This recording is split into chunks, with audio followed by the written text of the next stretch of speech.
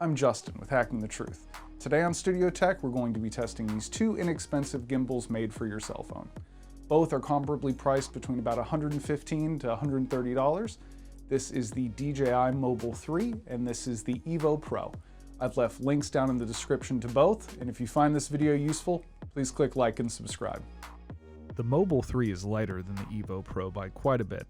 The Mobile 3 unloaded comes in at 405 grams, while the Evo Pro unloaded is 547 grams. The Mobile 3 handle is more of a pistol grip to make filming comfortable. The joystick directly controls the direction of the camera, with push-button recording and a two-way switch on the side for zooming in and out. Our only complaint is the zoom is awkward to control with one hand. That being said, the joystick for the camera control is perfectly placed. The rear trigger is a multi-feature button to control speed of its turn, centering, and front or rear camera selection. The Evo Pro is a straight grip design with a rotating knob on the side and controls on the face for recording. Adjusting the zoom on the Evo is slightly easier than the Mobile 3 with one hand. The Evo also includes a dedicated switch for orientation lock. Both gimbals are ready out of the box to record with your cell phone, and Evo makes available this mount to insert a GoPro. I did find adapters for sale to mount a GoPro into a Mobile 3, but using the Evo adapter as a test, you'll need to be aware of adapter weight and motor strength. The Evo seems to be more capable with a heavier setup, where the Mobile 3 wants to lock into portrait orientation, which is much easier on the motors.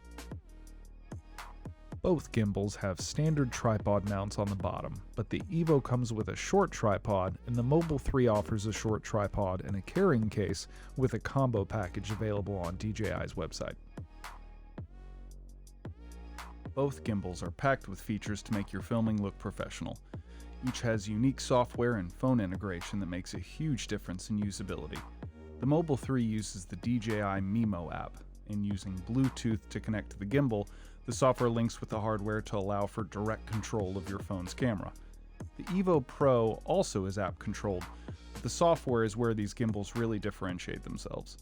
The Evo Gimbal app refuses to connect to the Evo Pro, identifying itself as an Evo Pro via Bluetooth.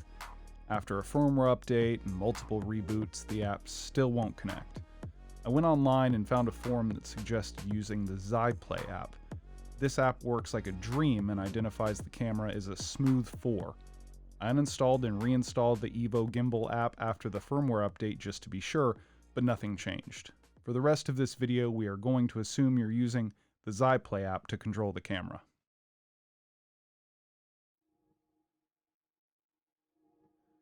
Once the phone is connected to either gimbal using their apps, the control is nearly identical. Both apps offer video overlays as themes and support tracking so you can film yourself and not worry about walking out of frame. Both are responsive to track moving pixels. The Mobile 3 does offer gesture controls to activate the tracking, which is an open hand or peace sign for 2 seconds, and tracking activates. This is really a standout feature for the Mobile 3 and very useful if you're filming solo or want to track movement when the gimbal is on a tripod. The battery life in the Evo Pro, under ideal conditions, is a 12-hour runtime, while the Mobile 3 has a 15-hour runtime in ideal conditions. Both gimbals allow you to borrow power from the gimbal to keep your phone charged, but this will affect your usable time. Each gimbal does an incredible job of making your video look professionally stabilized. We did notice the Evo Pro is a bit cumbersome for longer filming jobs, but that's mostly due to the stick-style grip instead of the pistol grip. Each is recharged using USB 3 and can be fed with a battery pack to extend the life during filming. Before you go out and film, make yourself familiar with the features as well as the limits of each motor and arm assembly. If you put the gimbal in a position that the arms cannot keep the camera level, each gimbal gets angry and tries to calibrate back to a balanced position. During a quick action scene with dynamic movement, this could cause you to lose your subject while the gimbal tries to jerk itself into balance. With practice, this isn't really a problem, but it needs to be a consideration. While both gimbals performed as advertised, consider your intended use before purchasing. If you like filming with GoPros or have a heavier phone, the Evo Pro's motors are more up to the task. Both gimbals are designed with the phone in mind, and after the app problems with the Evo were worked out, each gimbal proved to be well designed and durable. If I were to buy one of these again, I have to say I would likely purchase the Mobile 3 due to its compact design, simple app syncing, and ergonomics. Each gimbal will get your shots stabilized, but the Mobile 3 software and weight give it a slight edge on the Evo. And since each is reasonably priced and performs as advertised, you won't be disappointed with either.